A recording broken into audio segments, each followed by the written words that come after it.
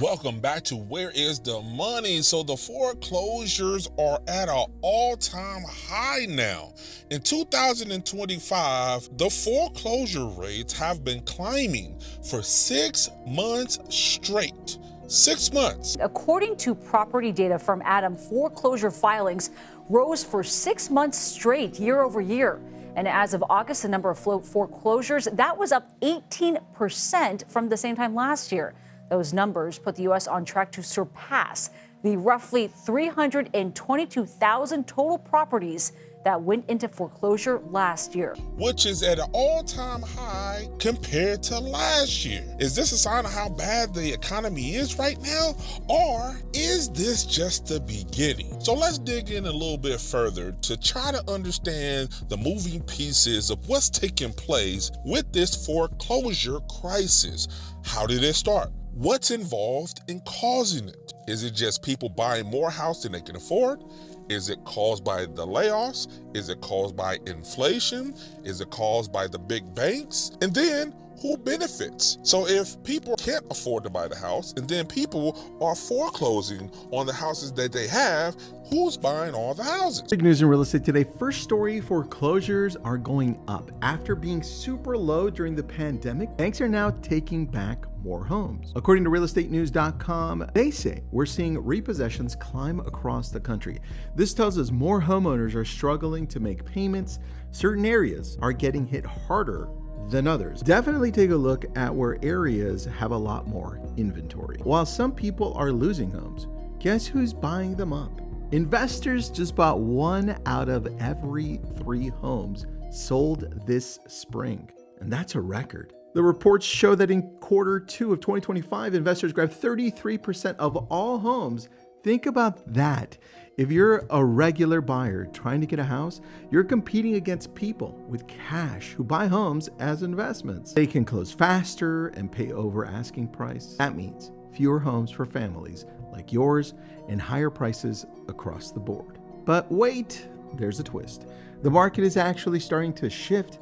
New listings jumped 4.1% compared to last year, the biggest increase we've seen in over 4 months. So more homes are coming out on the market, but here's what's interesting. Pending sales dropped 1.2%, and homes are now sitting on the market for 48 days before they sell. What's the translation though? Sellers are finally listing, but buyers are pulling back. And the frenzy is definitely cooling off. Now, it's not the same everywhere, so keep an eye on it because you've got Florida and Texas with higher days on market, and places like California and the Northeast with lower days on market. And more importantly, which one do you think affects the real estate market more? I've heard this before. Private equity seems to be the culprit. They're coming in buying all the residential properties, and they've cornered the rental market too by buying up and building tons of new apartment complexes. So they're getting their investment on that side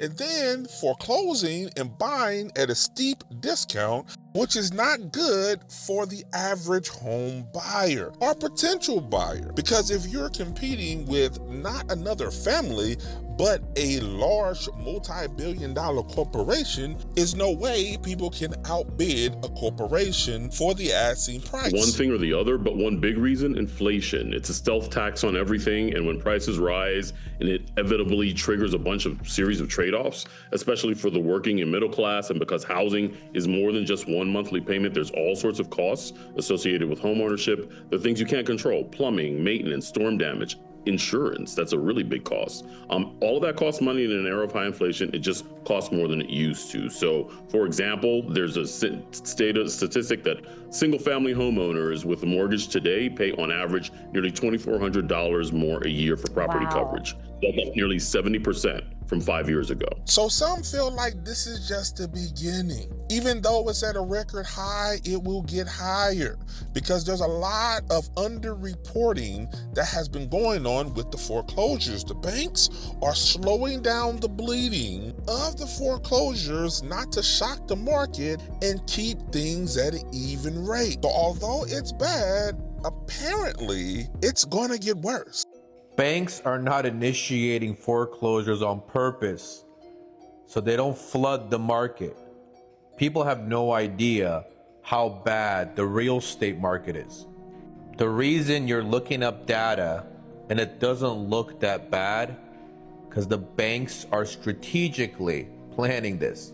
Remember, the only way you see data is once legally the filing is made. But what's happening? Banks are strategically waiting. They're not filing. They're not going to flood the market, especially where interest rates are so high already. There's a massive wave of homeowners in default right now, or serious delinquencies, 90 days plus late, and these have not hit the court filings yet. Remember these two words: strategic forbearances. 30 to 40% market correction is coming.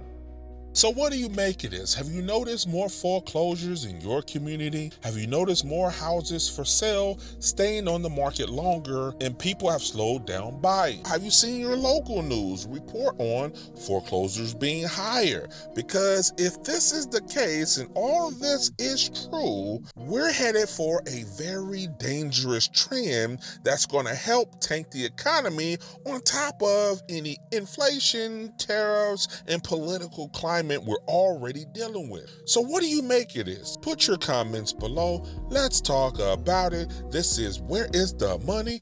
Talk to you soon.